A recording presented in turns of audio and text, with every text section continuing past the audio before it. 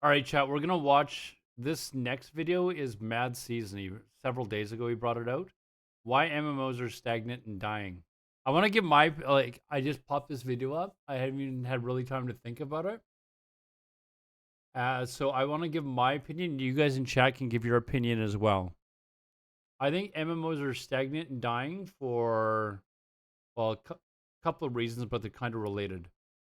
One is the immense cost to build them, and the very high chance that they're going to bomb. Like, because if they're not good or if they're forced up by the publishers, I can't tell you how many MMOs I've played in the past where they were not ready to be launched, and the publisher said, "Nope, get it out. Like, we need it out now." New World is a perfect example. That game could have been absolutely amazing. They blew it. Like an absolutely terrible game. WildStar I never played. Let's see. Age of Conan, Shadowbane. There's probably a multiple of other ones as well that, like the publisher was like, no, we need to get this game out. Development is over. Like, push the thing out. When the game realistically was in beta, basically. And New World is the most recent example of that. But I played many games in the past where it was like, this game should not have been launched right now. Age of Conan was good when it came. You don't think Age of Conan had a ton of bugs, dude? Like, it was buggy as heck. It should have been a great game. It should have been a great game. Same as Shadowbane. Like, I love Shadowbane, but there were so many bugs that it drove 99% of the player base away before the first 2 months was over. And same as Age of Conan. It should have been a damn good game. Apparently, it is now a very good game. People that are playing Age of Conan now are saying that it's great. But so those are my main reasons. I think a lot of publishing companies and a lot of game developers don't want to take a chance on an MMO because of the cost and the chance of it dying, and they're pushing out games that they can develop a lot faster and have a much higher chance of a profit margin. So those are my reasons. Let's see what Madseason says.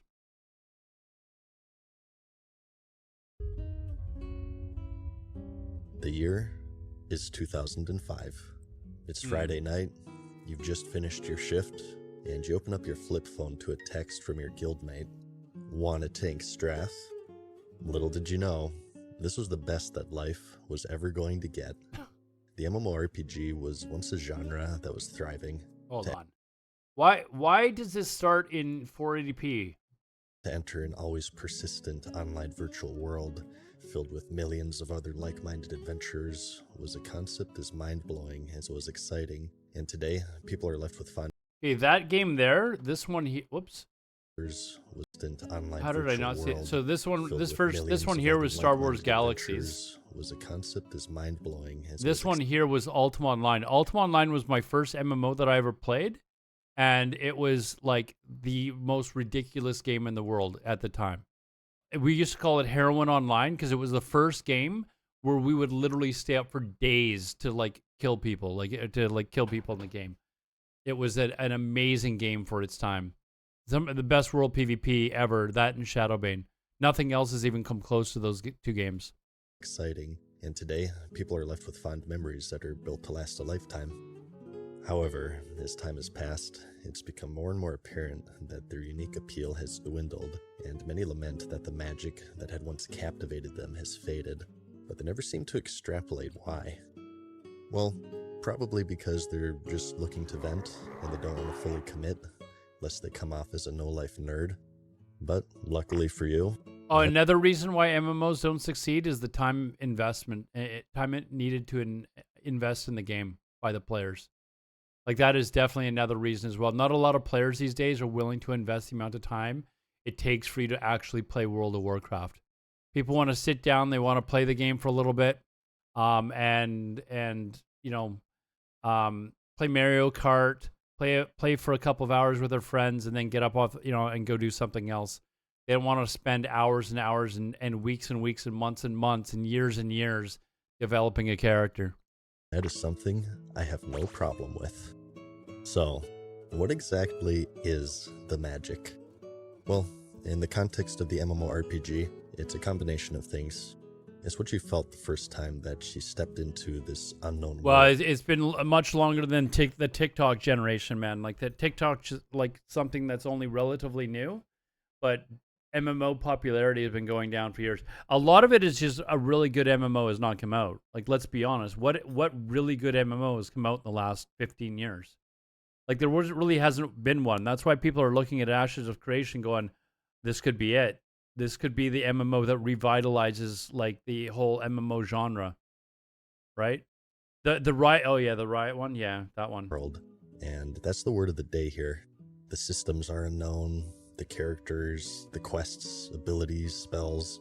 The magic is the feeling of wonder and mystery that you get from a world of discovery filled with other people to discover it with.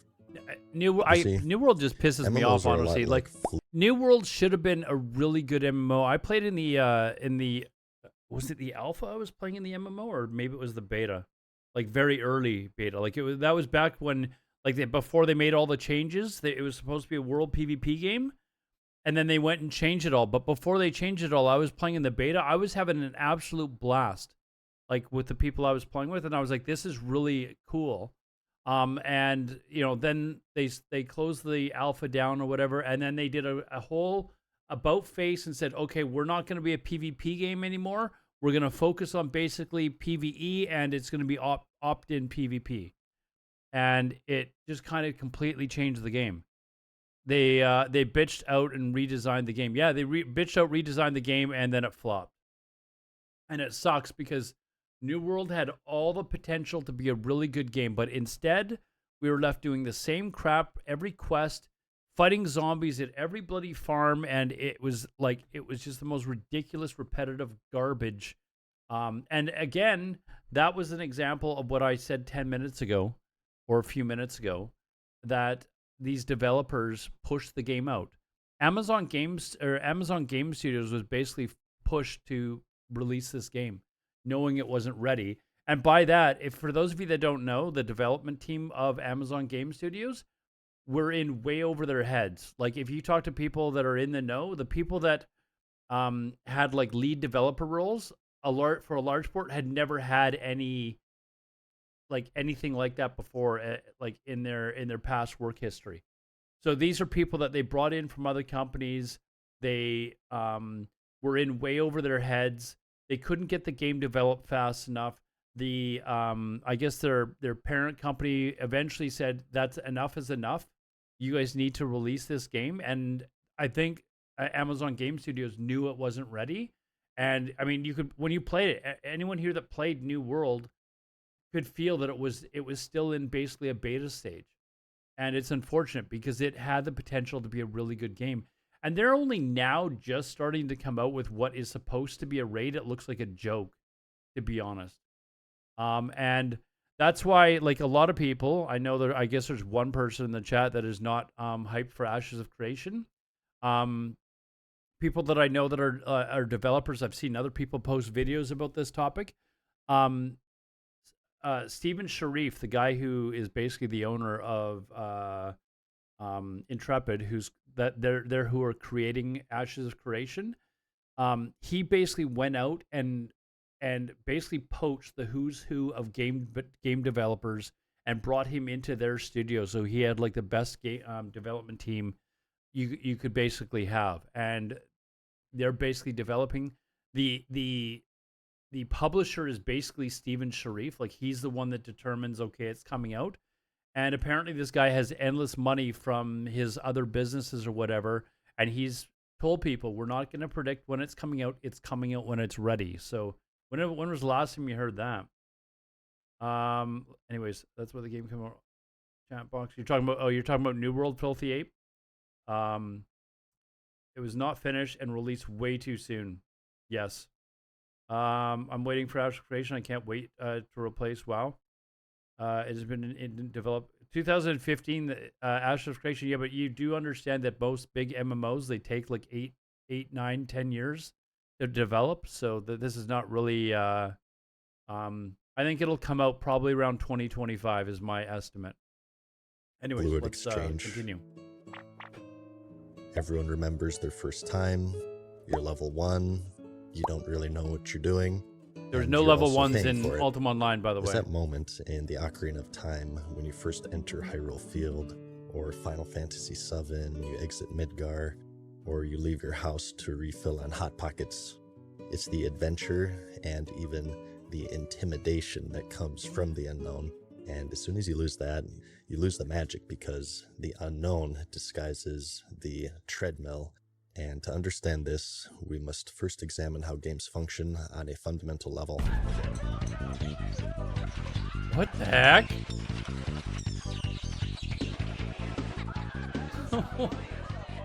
So, why do games exist?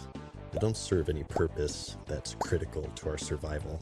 They were created as mediums from which to draw entertainment. Every game ever made is constructed to reward you for outperforming or outwitting an opponent, whether they be a robot or a person. In chess, the problem is capturing the enemy king without losing yours, and the solution is to outwit your opponent by busting out that queen on turn 2, yo.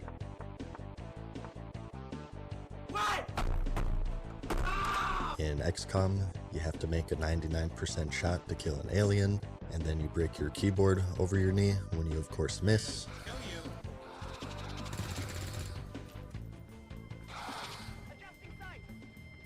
I quit.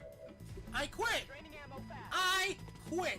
And in life, the problem is to not starve to death, and the solution is to work, making a large amount of money for someone else and a fraction for yourself until you die. And as for the MMORPG, much like life itself, you are handed many problems. If you are level 1, you must reach level 2 by killing enemies and completing quests. If you don't have enough money to buy things, you must extract it from the world by killing enemies and completing quests. Or by completely skipping the entire point of the game to begin with by purchasing currency. Yeah, just like To current advance to the next World of PvP Warcraft. rank, you must kill other players in-game. To unlock this vendor, you must farm reputation. And to upgrade your questing gear, you must clear dungeons. And to upgrade your dungeon gear, you must find 20 other people with nothing better to do and sit down with them for 4 hours a day so you can raid. The MMO is a special case though, because there's some complexities and variables at play. First is their multiplayer, meaning that user experience is wildly variable. Two people who pick the same race and the same class will have two extremely different experiences. And as for number 2, they are of course long form. This isn't a Zelda game where you just pick up the controller and you have a relatively predetermined amount of time before you hit the credit screen. Content, character progression, and ways to pay real money for character progression is constantly added in order to extend or even erase the finish line entirely. And not only that, but even the direction and quality of the content changes as the people developing them and those playing them change. But even though they are perhaps the most complex genre of game, they can all be broken down into the following, whether it be PvP, raiding, currency accumulation, collections, or even things such as social status. The goal is to extract advancement from an online world where each day, no matter how minuscule it may be, the player is able to progress in some way. And the method for delivering this progression is known as the carrot and treadmill system, where the rewards are represented by the carrot and the method of obtaining them by the treadmill. And it's the very tough job of the developer to create both the rewards and also the obstacles that the players must traverse through or around to obtain them. And while a skilled developer... See, I think this is one of the things that classic WoW did so much better than a lot of other MMOs. Is this carrot and progression system was done really well, and then a lot of other MMOs came out and they just made the reward. It just didn't feel as good when you actually did something. It didn't, and they're not as social games. Like that's one of the things that I hate about retail is it doesn't feel like a very social game anymore. You can literally play it single player. You don't have to really ever meet anyone else in the game. You can pretty much raid single player, like you just sign up for LFR, and then do a raid with a group of people, and then never have to see them again, type of thing. Whereas back in old vanilla, like when you succeeded and actually killed a boss that you'd never killed before, like the excitement was way higher when you were doing it with a bunch of friends that you play every single day with, compared to if you play in retail. You're in the raid, you kill a boss, it's the first time you've killed the boss, and it's kind of like, okay, but the excitement probably just isn't there as much as if you're doing it with a bunch, 39 other people that you've been trying to learn how to kill this boss. So We'll be able to create a treadmill that's fun and rewarding. An exceptional one will be able to disguise it such that the player is completely unaware of what lies beneath their own feet. Or, alternatively, you have to spend months to get something in Classic, and retail you pay. I mean, they've got the token in retail, and now they brought it into Wrath, which a lot of people are obviously pissed off about, right? They don't have it, and that's one of the reasons why people are so pissed off about bots, because there's people that are paying to win the game, basically. People that are buying 10,000 gold or 20,000 gold or whatever in vanilla, in Classic era, and then just going to a Nax GDKP, gearing the F out and laughing. I don't know how much I don't know how much 1,000 gold is in Classic era, but I guarantee you that there are people that are doing that. They're just getting to 60. Maybe they're buying a character from somewhere. They're getting to 60, and then they're just buying the gold, going to 1 or 2 GDKPs, getting geared the F out, and then they're running around the world and killing like level 48s or whatever, and acting like they're top dog or whatever. So that it's a massive problem in Classic era, and it's a problem that Blizzard just doesn't do anything to try and solve. And again, I've been preaching or talking about this private server, this private server that I'm really looking forward to. I just put the link in Twitch chat. But one of the things that they've said that they're dedicated to is actually to eliminate bots. So we'll have to wait and see. But it seems like a lot of people are dying for this type of a game. Bots to be, gotten rid of. Stuff like gold buying, the WoW token, all that sort of stuff. But for some reason, Blizzard just lets it be in the game. And there's so many people out here that complain about it, that if there was actually a server that was out where they actually decided to say, hey, you know what, we're going to deal with the bots, which obviously they don't. Like, I mean, how many flying character videos do we see where it's obviously just bots like fly hacking, where a GM could just sit there where you see like 20 of these characters fly hacking in like a matter of seconds, and they could just ban them all. But Blizzard doesn't do that. And that's what their customer base wants. I feel like the Classic community, I mean, I'm pretty sure the Classic community doesn't want bots, man. Right? Like, I mean, I think everyone, like, for the most part, agrees that they would love to see the game without bots. You can just sell the player the carrot. So, for everyone's first MMO, not only are they unfamiliar with this design, they aren't even aware of its existence.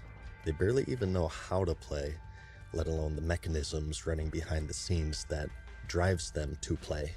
It's the goal and desire of the developer to manipulate their game such that when the players look at it, they don't see a treadmill. They see a fun and exciting adventure, because that is the feeling of wonder and mystery that everyone remembers. That is actually a great point.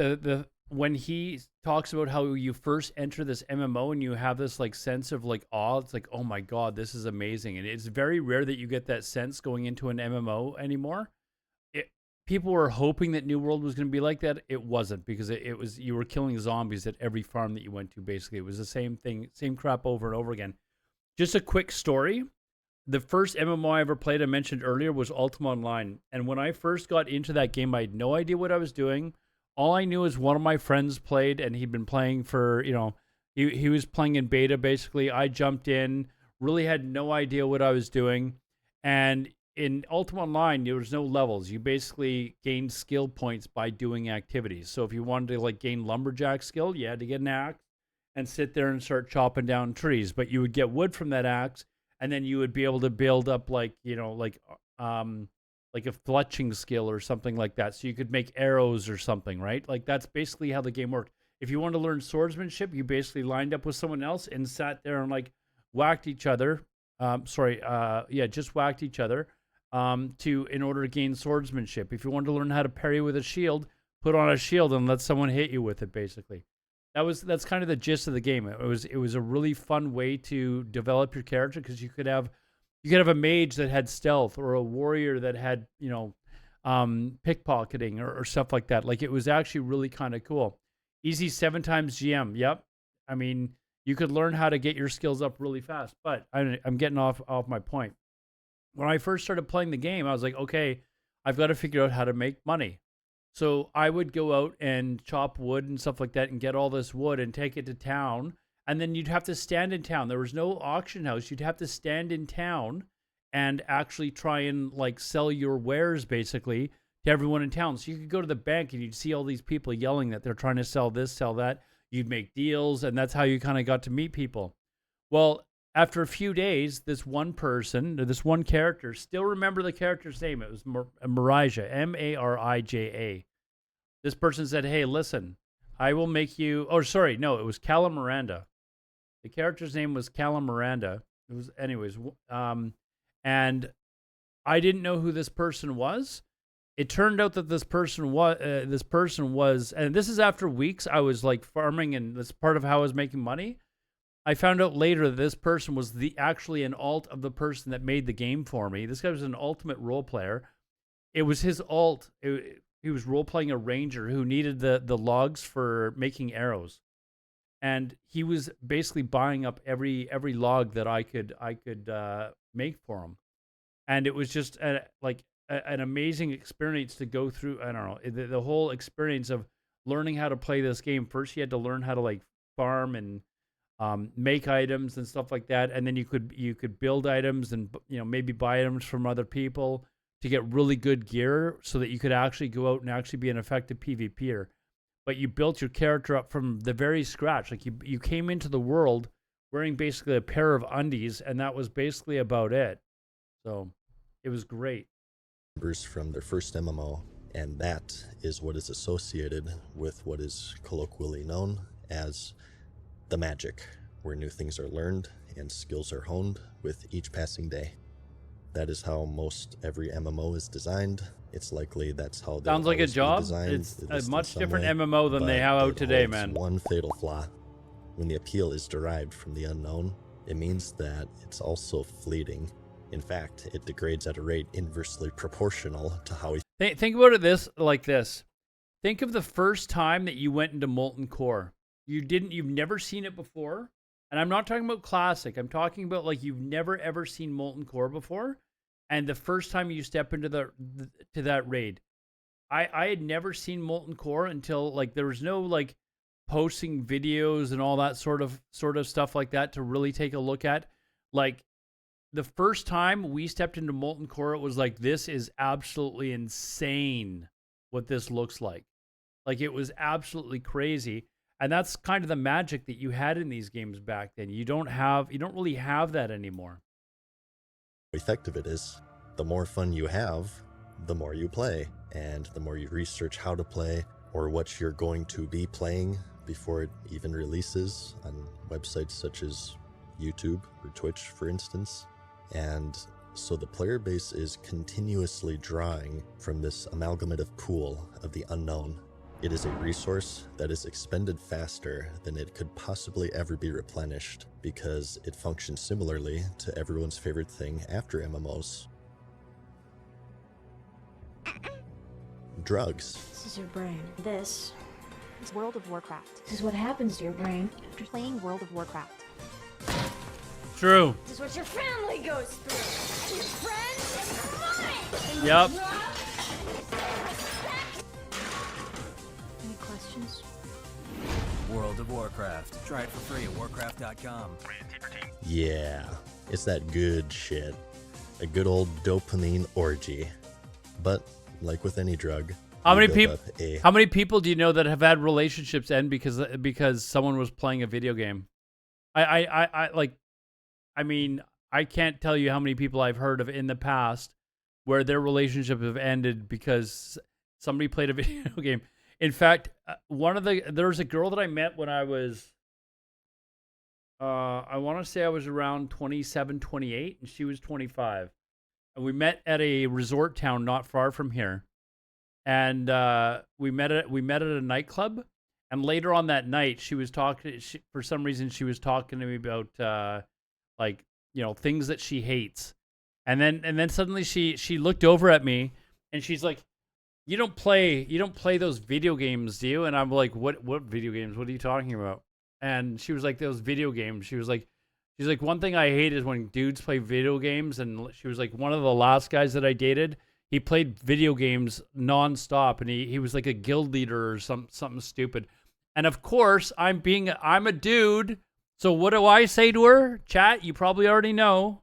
What did I tell her? I was like, what the fuck is a guild leader? But me, no, I didn't say see you. Come on, Cheesy, are you kidding me? I didn't say see you. I did what every guy, did. I was like, video games. I don't play video games. Meanwhile, I can't, like, I was playing, what was I playing back then? I think it was Shadowbane or Shadowbane. And I was a guild leader. And I was like, of course I'm not a guild leader. Like, what are you talking about? I don't play video games. Like, here, let me buy you another tequila. resistance to it, and to obtain the same high, you must incrementally increase consumption. Come on, be honest, how many of you guys have lied before or exaggerated something in your life when you've met a girl? There's not a single guy on this planet that has not done that to an extent. Or just outright lied, whether it's your age, pale,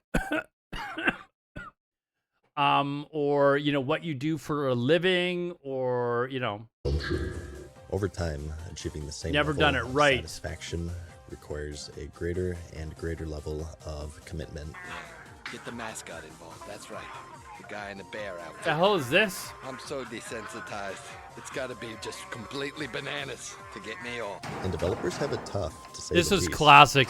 Capturing the magic in the late 90s and early 2000s. Wait, what video game is this? Why do I not immediately recognize this? Is this RuneScape or something? This seems like RuneScape. I never played RuneScape. That's one I was didn't a play. far simpler feat for a variety of reasons. Today, when you say MMORPG, anyone even remotely familiar with games knows exactly what they are. You're an Alodarian, you don't talk to girls. Hey, I made the promise that when Classic WoW came out, I was going to be single until Classic was done. I've held that promise, okay? There's no secret girlfriend or anything like that. I've held that promise, okay? I've only got to hold it until Wrath is done. And then, I'm not even playing Wrath anymore, so... I made the commitment. Shut down your MySpace because this isn't No women. 2004 anymore. The genre has sort of been done. Or men. even Like, it more doesn't so matter, than but your mom. no relationships. And it hasn't just been done, much like your Hold mom. on, let's go down that. I want to go down this. Look at this list that he goes This down. isn't 2004 anymore. The genre has sort of been done, even more. Look at all. So Age of Conan, Albion Online never played either. Anarchy Online I played, and that was actually an amazing. We need another really good science fiction MMO. Like, if anyone's watching out here, we really need a good science fiction MMO.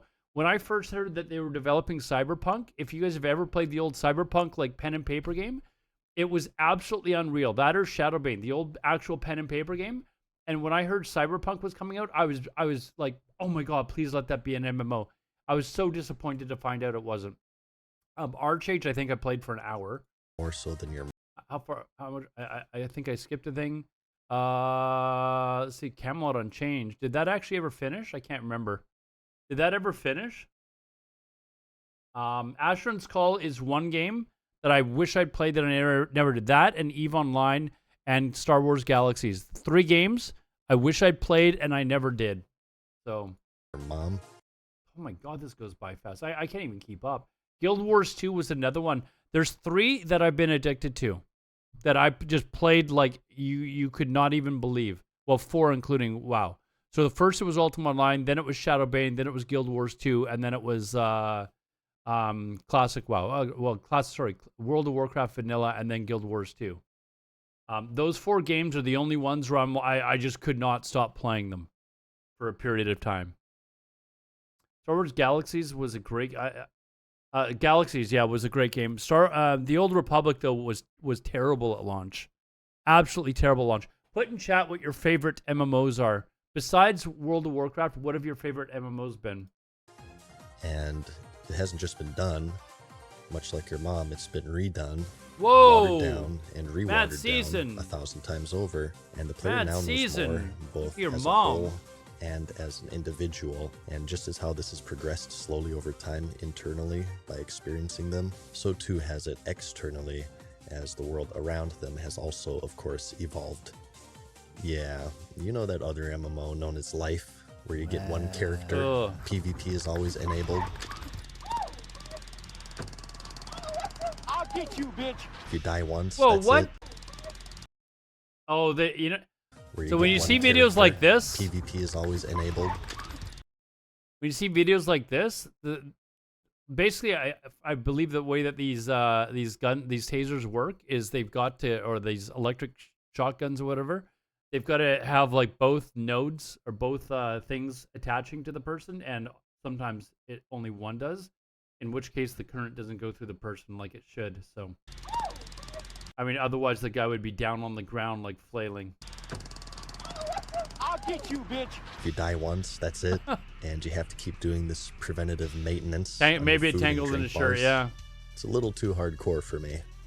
But as far as knowledge is concerned, social media in the late 90s and early 2000s was different The hell? than it is today, I suppose. Pictures loaded like this. eBaum's World was the most popular video sharing website, and thought was a word associated with a Man, this website was like this website was amazing for its time. database website. And as for YouTube, it didn't exist. Didn't We now exist, live man. in an age with data mining. So that's what I mean. Like when you went into Molten Core for the first time, most people had they had no idea what was going on. It was such an interesting and fun. Remember the first time I stepped in, and you see like the 4 mobs right at the very beginning. It was just like those are the craziest things I've ever seen. And streamers and YouTubers. Streamers. Ben Rookie? Oh, he's only gone down to like. Wait, what a sec. He doesn't even have it in like top to lowest. What? This guy's like insane. Like what? We now live in an Watch age this. with data mining and streamers. This guy, he doesn't even have like. He's just got like suggested. It's not even top to lowest. And YouTubers For doing viewers. their blow up doll thing at some amazing, oh my god, piece of news that you just have to see because this is so Yeah, it's insane. the recommended. Oh my gosh. The purpose of alphas and betas have shifted away from testing to advertising vehicles. And no matter how complex or intricate the systems are, no matter how many months or years they take to design, they are solved before they even release. Something that MMO developers have learned over the That is something that I honestly like. It really frustrates me is when like these. That is actually one of the things that I still like about the Race to World First when we see it on, like when World of Warcraft has a Race to World First, is it's like the first time these guys have seen it. They're not really doing a lot of especially like when they're doing it on Mythic or whatever. But yeah, you can't like duplicate what Molten Core felt like the first time after you've done it, 500 times in the last 16 years, right? They test it in the PTR, yeah. I'd almost wish that there was no PTR, like you had no idea what this was going to be like. I think that would actually be more fun to watch them actually like see it for the first time and have to work out everything without having any sort of ideas to what the raid's like. years. I think it would be better. is that I also don't like it when you have certain YouTubers that give away things like, hey, we've discovered this in the patches, the upcoming patch, or we've whatever it's called, where they're diving through the data mining, and and they're letting people know that this is coming out like before it does. It's like, can you just like leave that alone and not data mine this crap? I didn't mention his name, Flamestrike. He's a good friend. I love Mr. GM. I've even told him that. I was like, dude, I wish you wouldn't do that. But it is what it is. And the problem though is people are gonna watch the video, right? Like if it's been data mined. Blizzard needs to figure out a way to make it so that people can't data mine their crap. Same as other MMOs. They need to make it so that it's basically a surprise. The player must be protected. You already know about it before it even comes out. To create a treadmill that doles out rewards in a fun and healthy manner is a delicate procedure, as in a way, the player will fight against it. The treadmill must be as entertaining as the carrot is valuable. This is true. As a large discrepancy between the two will not stop them in their pursuit and sabotaging their own satisfaction. Part of the problem with retail is the treadmill is too easy for the rewards. The reward doesn't feel like it's that hard to get or that fun. Some people just want everything just given to them. If you were to ask people, hey, listen, we're going to give you a max level character with max level mythic gear. Will you take it? You would have people say, yes, I'll just take it. Right? They don't want to go through the treadmill at all. But there's other people who I personally, like, I love the old 40-man raids where, you would get drops and you would have to come back each week and try and progress and do better and kill bosses maybe faster or learn new methods to kill the boss. But I like that style of progression. Process. If it is more efficient to tumble down a flight of stairs to obtain the carrot, that's what they'll do. They'll cast aside their own enjoyment of what is supposed to be a fun journey in exchange for this hypnotizing carrot, and going through any means necessary, even spoiling the actual experience in the process by doing horrible, unfun shit. And what's more, even if you, the individual, consciously avoid this, you're still affected by it because everybody else gets multiplayer. That's right. Knowledge is power. And not just in the world of video games.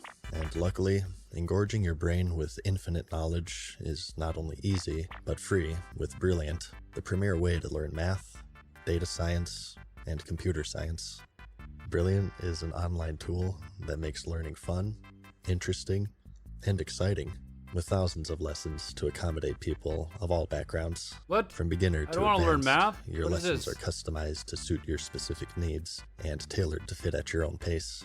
And the reason why it's my favorite learning tool on the Citadel it's a segue, is not- because it's- it's gamified. Each lesson you complete gives you experience points. There's a leveling system, and even leagues that you can compete in if you're like me and you're competitive. Like the time I got rank 14 in the recreation of a 15-year-old video game. Just in case you forgot. But it actually makes it really fun. Hey, I got- I- RPG-like, by the and it way, makes you feel I am the oldest ranked 14 player in the world. This is true. That's me. There is nobody, and I've asked people to find somebody. There is nobody that is older than I was when I hit rank 14. Nobody's done it since. Swifty tried, he failed.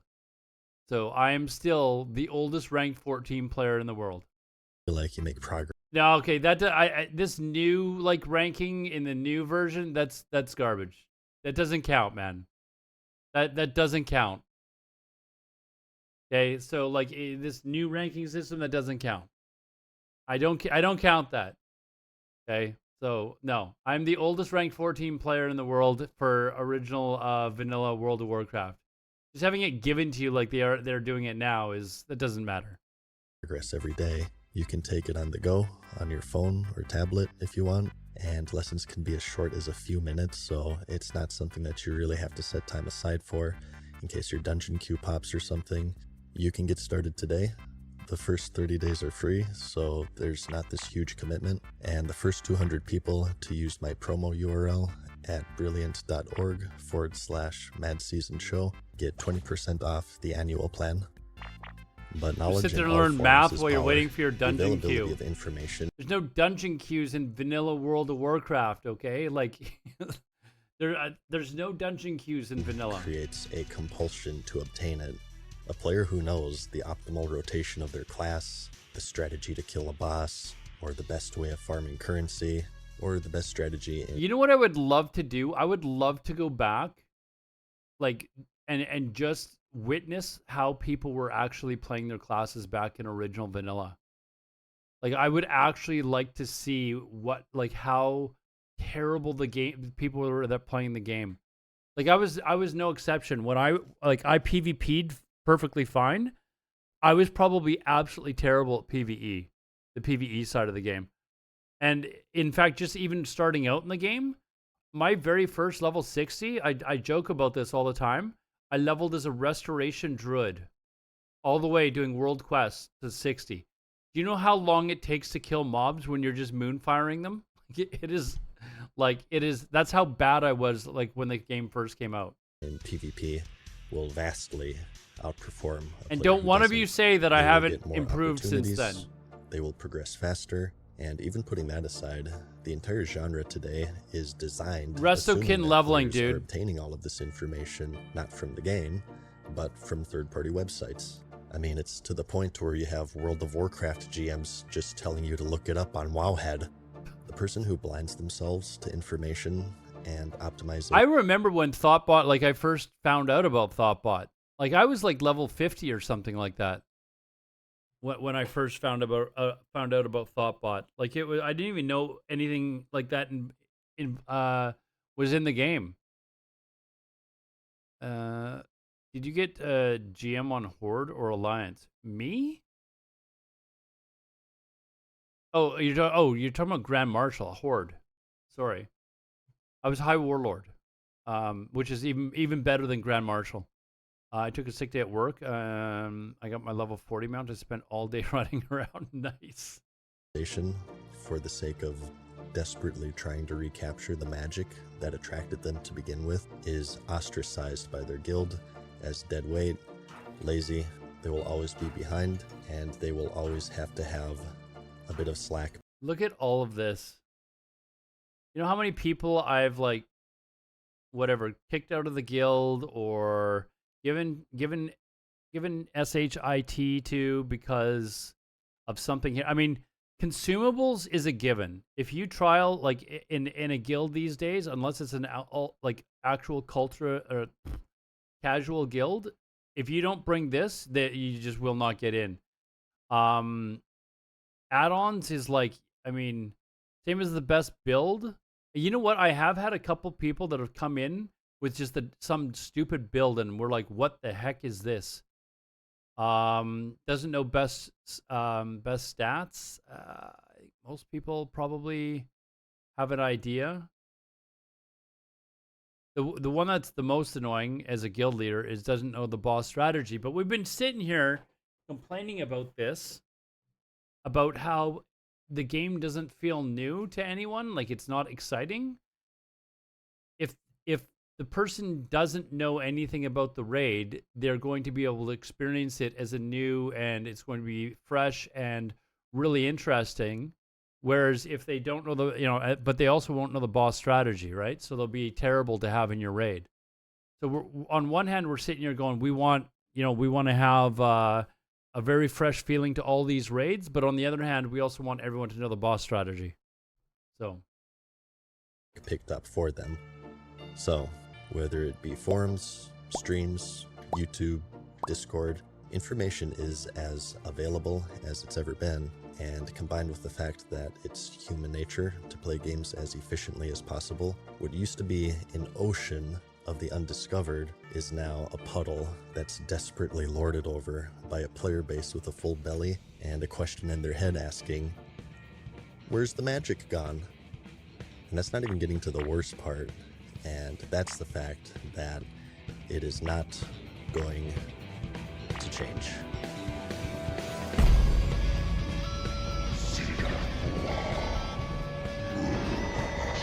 The MMO is also on the decline because it's a genre that encourages iteration over innovation. But before you paint a target on The big difference with MMOs today, I mean, obviously game companies in the past always want to make a profit, but now it's so blatantly obvious that they're basically just trying to milk as much money out of you as possible, and that's way more important than actually having a quality game. the back of modern MMO developers, the true source can be traced back to Again, the year Ashes of Creation, please save 2004, us. with the release of an MMO that you may be familiar with. The success of World of Warcraft both reinvigorated and doomed the MMORPG genre, as it brought in an audience so large that it ended any questions regarding the magic formula. Up until this point, MMOs Keep in mind, back then, MMOs were still relatively niche. I think the biggest one at the time was, it may have still been EverQuest, or was Star Wars Galaxies out at that time? Anyway, I think it was. I think Star Wars Galaxies came out in like 2002 or something like that. But EverQuest was really big at that time. And then EverQuest was actually also trying to come out with EverQuest 2, I believe, the same time that that World of Warcraft came out. But because EverQuest rushed to get their product out, it was so bad that World of Warcraft just basically blew it away. Whereas, had they worried about quality, they could have let people play World of Warcraft and then come out with a really good EverQuest, but they didn't. were in their growing stages. The genre was as popular as my Tinder profile, and while some saw moderate success, partly due to their expense and large time commitment, there had yet to be one. This game was so fun. I can't even like stress how fun this game was. It was so amazingly fun. To find a formula popular enough to break into the mainstream.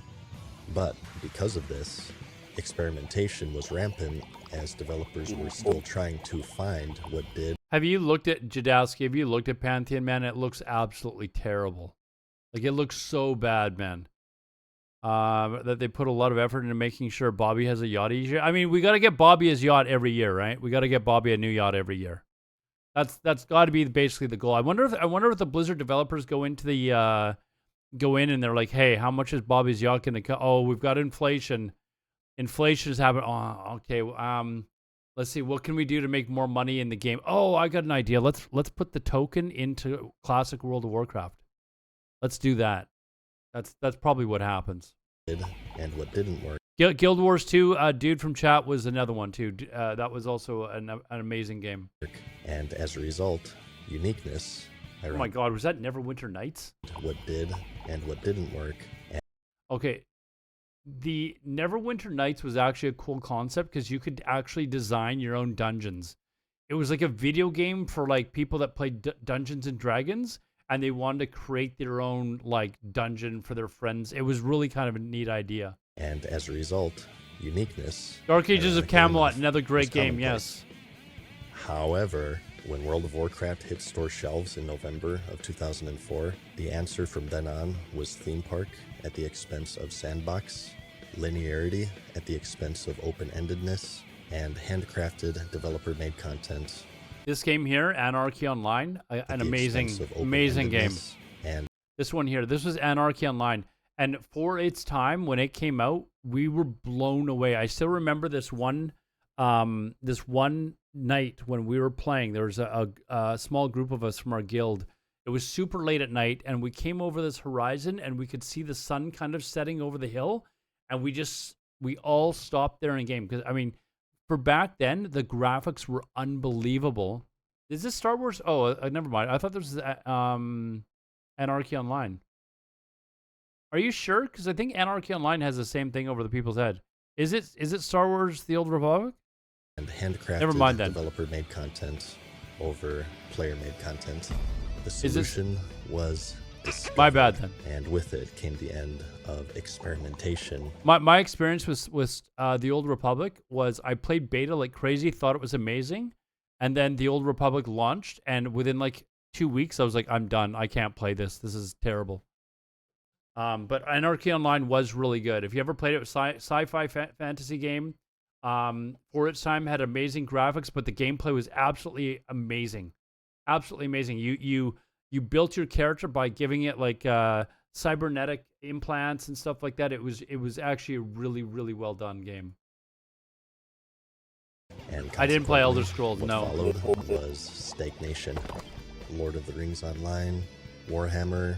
Good luck with the second one, by Warhammer the was way. good for a bit. Age of Conan, Aeon, Star Wars: The Old Republic, Final Fantasy. What? See this? You guys are sure that that was not Anarchy Lord Online, of the Rings right? Online, Like this.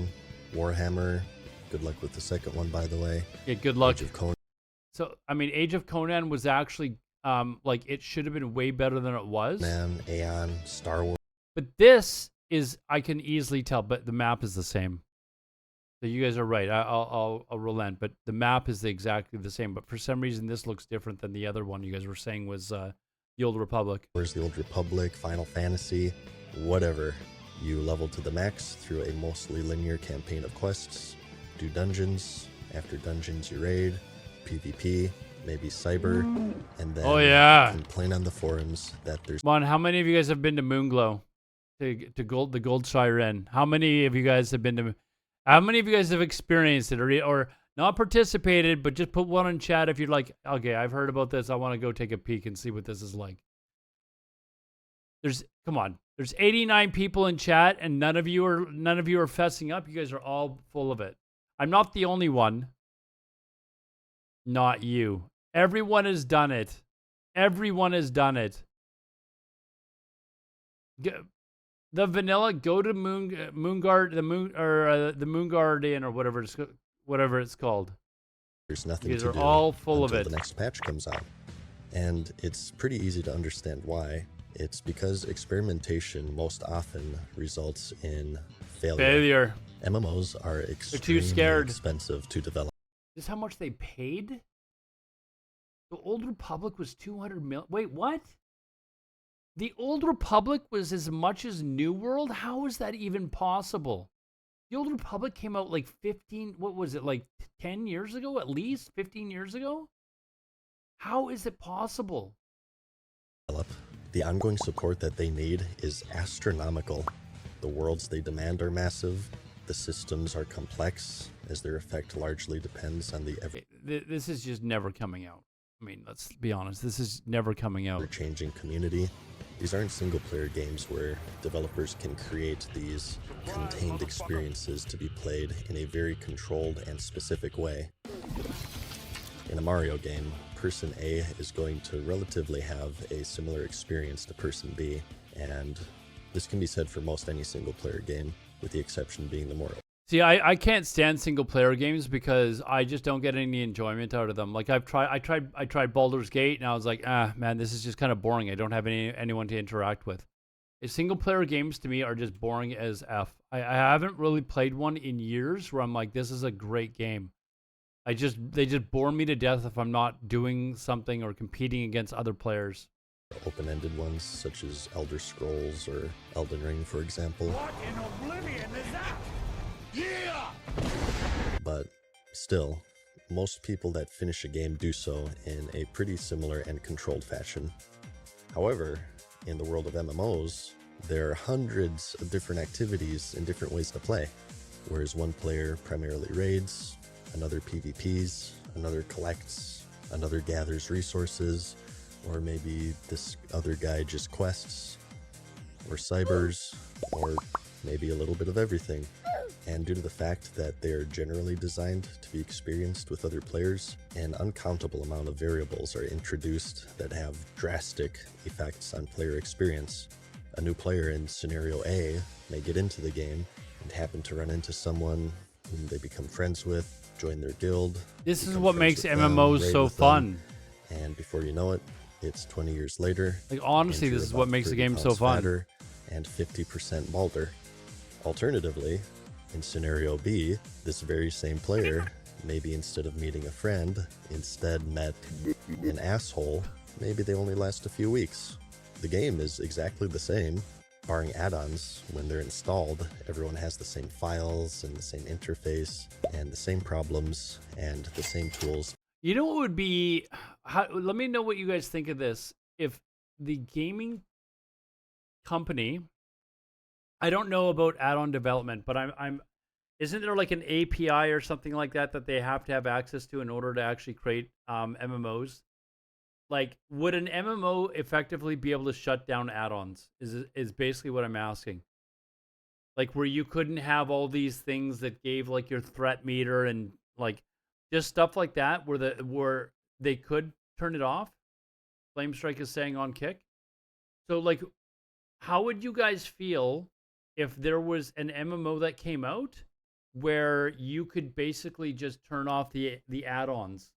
Some of you are probably going to be like, no way. Like, could you imagine not having weak orders type of thing? But it might make it more interesting where you have to like do a little bit more, thinking in the game rather than being told what to do because you're watching some graph that's on the, or watching something that's lighting up what abilities you should play to maximize your DPS. Like, that might actually be a really kind of interesting idea, but I wonder how the community as a whole would take to it. With which to solve them, yet the experience is so drastically different, and systems that are designed to be played one way may be played in a completely different way. And as a result, designing them becomes extremely fucking complicated. So, in an effort of avoiding vagity, let's go over an example from everyone's favorite MMO. It's the third expansion, the shitty one, the Cataclysm. There was a PvP island called Tolbarad, and it was an open world PvP zone, much like Wintergrasp or later Trash Can, and it was designed to be a form of battleground back when the game actually had two factions. The goal was to capture a fort, and the side that won had to defend against the other side that previously lost. So, that's how it was intended to be played. But, as it turned out, because attacking was way harder, it was made to be more rewarding. Makes sense, right? Nothing could possibly go wrong with this. But, carrot shiny. So what happened instead is that both factions came to a mutual understanding. Because winning through attacking was so much more lucrative, it was much more efficient for both sides to trade wins by losing intentionally when defending and avoiding a long, drawn-out battle that results in fewer rewards for everyone. Because who in their right mind plays? This reminds me of when we were ranking to rank 14. So for those of you that don't know the story of our guild Tyrants, we started, originally I started on Fairlina, kept playing on Fairlina, but we started a guild called Tyrants on Heartseeker, which was 99% alliance. Basically just to do world PvP and kill people. That was basically what we did. But then we got big enough where we had like 2 full raids and we were doing quite well, but we wanted to get into ranking and stuff like that. So we would be like, okay, well, we're going to meet up tonight and, do battlegrounds. But we'd maybe only have enough for like 5 people or something like that. We'd basically take whoever was on, and we'd be facing pre-mades from other servers like Fairlina or, Whitemane or insert some other really big Grobulus, whatever. And one of the things that we discovered was if you deliberately just did something to make it would take forever for the other team actually to win. They couldn't just steamroll you. Quite often they would just give up. So what we started doing in Warsong Gulch is we would just have all 10 people sit in the base in Warsong Gulch and just defend the hell out of it so they could never come in and get the flag. And we were doing this against some of the top teams like, from Fairlina or whatever. We would just literally be sitting there and we would just, because the graveyard's right outside, we'd res and immediately run back in and we would wipe them over and over again. They would try maybe 3 times, and after like the 3rd time, they would stop. They just wouldn't come over anymore. And they would sit at their graveyard and they would basically be telling you, come get your flag. Like, just get this out. Like, they wouldn't AFK out because then they'd have the AFK thing. So then we would send somebody over to get the flag and we would actually win, not because we were better than they were, but because we were just forcing them to not be able to, or not allowing them to win at a fast enough rate. It was better for them to actually just give up and then move on. So quite often what we would do, just to be extra assholes to these people, is we would go and cap 2 flags. We would go and get the 3rd flag, and then we just sit in our flag room, and we'd basically hold out. We'd make them wait like an extra 20 minutes, just because we thought it was funny. But that's just a perfect example of like players, like they And it really ticks me off, actually, when I'd be in a BG and people would deliberately be trying to lose in order to just get maximum honor per hour. Same as in Ultric Valley. Like in Ultric Valley and Season of Mastery, you know what Ultric Valley and Season of Mastery was? Was basically just the two sides just running past you. In fact, it was so bad that the people that owned the PvP, like the Ultric Valley PvP discords, that if you were trying to rank, you basically had to be in these, or you were not going to be able to compete in ranking. You just were not going to be able to do it. But they basically told you when you joined, if you do anything to play defense, like basically kill them as they're trying to come, try and lock down a place, whatever, they would kick you out of the Discord. Like that's literally what it became. It was terrible. But I mean, there's a lot of players that just want to play that way. I want to play to actually win the BG. I don't care if the Ultric Valley takes 8 freaking hours. I want to win. I don't want to AFK out. I don't want to just give up the loss. But a lot of players just don't play like that anymore. Plays video games just to play them, right? Remember the old school AVs from like original like patch 1.7 AV, where an AV could last like 3 days? Like, I don't know how many times I would be playing an AV one night. I would go to bed. The next morning I would get up. I would go to like my classes. I was in university at the time. I would come home from classes and my guildmates would still be in the same bloody AV. It was crazy. Because faster losses is more honor than slow. Exactly. It is. And it was extremely toxic, man. Like, people were absolutely furious with us when we would do this. The old days, long AV brawls. Oh, man. And then when you would finally win an AV that was 8 hours long, remember that treadmill and the carrot thing on the stick that he was talking about? When you'd win an AV that was like 8 hours long, it was just finally like you just killed like Ragnaros for the first time. It was absolutely an amazing feel that, yes, we finally did this. What are you, a casual loser? I have to pass out. Gotta be back at the same time. BG when we wake up.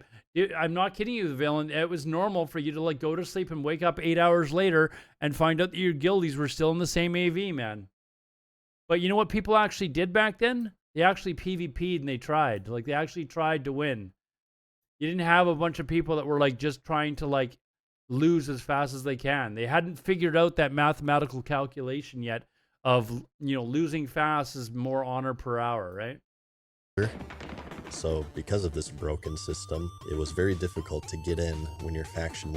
This here, this queue for Tall Barad, is like the outside waiting area. Me and buddies in our guild, we created boomkins basically, and we would stealth around, and then we'd suddenly pop out of stealth and just absolutely destroy a bunch of people, and then go and re-stealth. We were doing this. We would do this nonstop with these people that were in the waiting area. You know, where the area where you could do the dailies and stuff like that. We'd do that like all day long. It was the most fun. It was more fun than Tall Barad, I'll tell you that. Was attacking because while no one is going to queue for a fruitless guaranteed loss while defending, everyone is going to queue for the fruitful guaranteed win while attacking. So because of this, the number of attackers vastly outnumbered defenders, so much so that there wasn't even enough room for them. But you could cheese it if you were technically in the zone when your side won, and that's what this madness is about before you. This was the bridge dance that people would perform when they're trying to be in the zone when their side won, while trying to avoid being teleported out due to the battle being full. I actually vaguely remember and that. Not to stick on WoW too much, pretty much this exact same scenario would also be repeated in Ilum in Star Wars The Old Republic on its release. So not only does this cost a lot of time, it also costs a lot of money, so resources are more often dedicated towards the systems that are proven to work, as opposed to the systems that might work if the players fucking behave, which is why you get another copy-paste of the Timeless Isle. Whoa! Madseason with the language. With every fucking expansion. Whoa, again! And that is why most every MMO has a simple formula of level to the max, dungeon, raid, PvP, and then pumping microtransactions through every possible orifice, straying away from this. You know what? I'll be honest right now. It doesn't bother me so much when they've got stuff like mounts and stuff on the shop, but when they've got the WoW token on the shop and they're charging $15 a month, I'm not going to go on a rant about Blizzard right now. Proven financially winning formula is an enormous risk, and you need to look no further than New World as one of the most recent victims of deviating from it. And so, after like 30 To be fair, New World deviated, but they were also, their game was kicked out long before it was ready. It was still in beta. That game should still be in beta testing right now. That's how far away it was for them to actually be ready to launch. They should still be in beta testing to this day. That's how far away they should have been. Like the game should have been awesome, but it was nowhere near development. And this is just another perfect example of, I think this is what I said at the beginning. Like the games cost way too much money and developers push them out the door, or publishers push it out the door before the development is done. And there's probably a lot of other games that could have succeeded had that not been the case. Age of Conan could have been another one. Apparently, it's a great game to play now. Shadowbane could have been another one. Shadowbane was a great game once they got everything worked out. By that point, there's so many people that had tried it for a little bit, and it was so bad that they were like, "I'm never coming back." minutes of monotone narration, we finally arrive to the truth that's about as depressing as my voice. If experimentation is absent, so too is innovation, and without innovation, there is no unknown, no and magic. without the unknown, there is no magic. And what you're left with is a generation that's very intimately familiar with the genre that is not going to change as safe iteration triumphs over the volatile innovation, and as a result, the player base collectively are more aware of this carrot and treadmill system more so than ever before. Regardless of all of that, always Wait, is that Mavo Live? Mavo Live? What's up, man? Crisis, what server? The Defias one, Crisis. The Defias one is what I'm going to. I'm trying to find a guild for me and my guildmates to all join. I got to talk to Stay Safe. They said that I could probably join their guild, but I don't think they understood that I was going to need spots for like 5 or 6 guildmates as well. But they're all really good players, so I'm going to leave a message after I'm done and see if it's all right. But just remember that the most important thing is, yeah, I think they're all like going this Defias. video. I don't actually know any really like large, serious like streamer guilds that are going Horde. Like I think they're all going Alliance. So or join up with Savix in his guild. I'm not like, is Savix going to actually play it through all the way? And is he? I think he's going. No, Savix said on stream the other day. I was there. He said he's going Alliance. That's why I'm going Alliance for the first time ever, is because I just want people that I know that I'm playing with. I don't know anyone that's going Horde. And to subscribe to my Patreon, because I'll see you in the next one. Peace.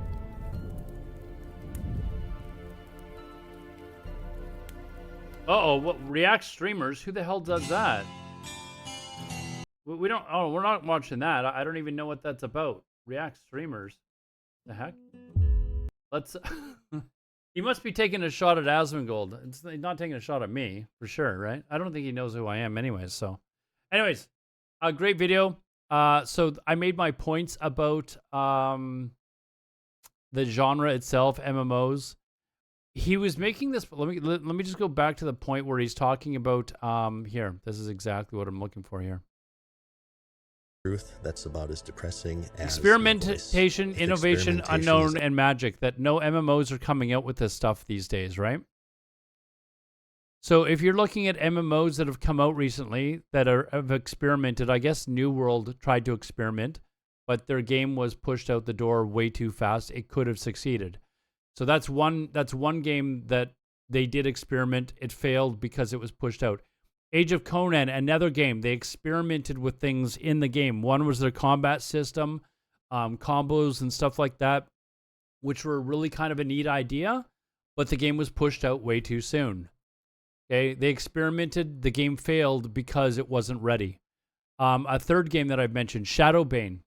They were the first game that I know of that had open world PvP with siege warfare, where basically guilds built their own city. You could declare war on other guilds and their cities and like that. And if you won, you would tear down all their cities that they spent a ton of time on. Like it would place a guild way way back because they had spent months maybe building these cities, right? This is something that was innovative, and the game itself though failed because of bugs that they had. So it's 3 games that I've talked about already that, they experimented, they had innovation, they were fresh games, like all of them. All 3 of them felt like, man, like every one of them, it was like, man, this is like a nice, new, really cool MMO, but they failed because they were pushed out the door. Another game that I thought was absolutely brilliant when it first came out, and a lot of people are still playing it today, is Guild Wars 2. A lot of you in chat have probably played Guild Wars 2. I never ever did one single raid in Guild Wars 2. I have no idea what they're like. But you know what blew me away about Guild Wars 2 was the server versus server like PvP system that they had. And any of you guys that have played Guild Wars 2 or played it at the start, this was the craziest stuff I've ever seen in a game. And essentially what they did, and I've mentioned this on stream a couple of years ago, that I thought it would be kind of neat if Blizzard did this maybe with World of Warcraft, is you had like these large open maps where basically imagine something like 4, 5, 6 times the size of an Alterac Valley, basically larger than that even. And basically your server would compete against another server. So instead of competing against other people on the server or having people on your team be a mishmash of people from your server and other servers like it is in World of Warcraft, it would be basically your server. So everyone that was playing on your side were people from your server. The people that were on the other sides, so there would be 3 different sides. They would be all on another server, and you would compete against each other. And the server that won that week would be, usually they would move up to the next rank of servers. So there was different tiers of servers based on who were, really, really good and who was really, really bad. And you would do whatever you could to try and win during that weekend. If you won, you get bumped up, and the worst realm or worst server from the tier above would be relegated down, basically. And it constantly moved like that. So there was this really neat system that they experimented with. It was a new and innovative that I've never seen in any other game, where it was server versus server. And you know how many games I played, whether it was Ultima Online, whether it was Shadowbane or whatever other game, it could have been World of Warcraft. Or one thing that they always argue about, especially in early Classic, you know what they used to argue about? Which server has the best PvPers. But no game has actually put a system like this together where you could actually prove it and compete against each other. And it was an absolute blast. And if you want to talk about like social interactions between different guilds and different players on the server, nothing brought people on the server together like this, because their server pride was so important that it didn't matter if people that you were fighting with on the battlefield were in the same guild or not. Quite often, you'd have, a bunch of different guilds kind of working together, but you would all be kind of working together for one cause. It was absolutely brilliantly done. And I played the hell out of that game for like 18 months before I finally was just like, I can't anymore. Like I was just done. And that game, I was so excited about that game that when it came out just before Labor Day long weekend. I can't remember the exact date, but the next weekend was Labor Day weekend, and I went into the hospital with blood clots. I had blood clots on my lungs. I had my sister go to my apartment. This is how much I love this game. I had my sister come to my apartment, grab my laptop, and bring it to the hospital, because I was going to be in the hospital for like 8 or 9 days with blood clots, so that I could keep leveling my character up. It was an absolutely crazy game, but it was so much fun. And that game is the last game that I've had that feeling with. And I've never felt that way about a game since. But I had that feeling with Ultima Online, Shadowbane, and then I had it again with Guild Wars 2. I sort of had it a little bit with Classic Vanilla, a little bit, but it wasn't quite as good as we'd hoped it would be, right? So, anyways, off topic. That was an amazing video by Madseason. I already gave it a like. We're not going to watch this next one that they're talking about. Something about streamers who just, React streamers or something. Anyways, I'll leave it at that, guys. We will. If you're watching this on YouTube, please feel free to come watch me on Twitch at twitch.tv/Alodar or on Kick. For those of you that are on Twitch, you can watch on Kick ad-free at kick.com/Alodar. I stream 5 days a week, and you can come talk to me there, talk about whatever, MMOs or anything else. And right now we're getting ready for hardcore that's coming out tomorrow. Anyways, have a good day. Talk to you guys later.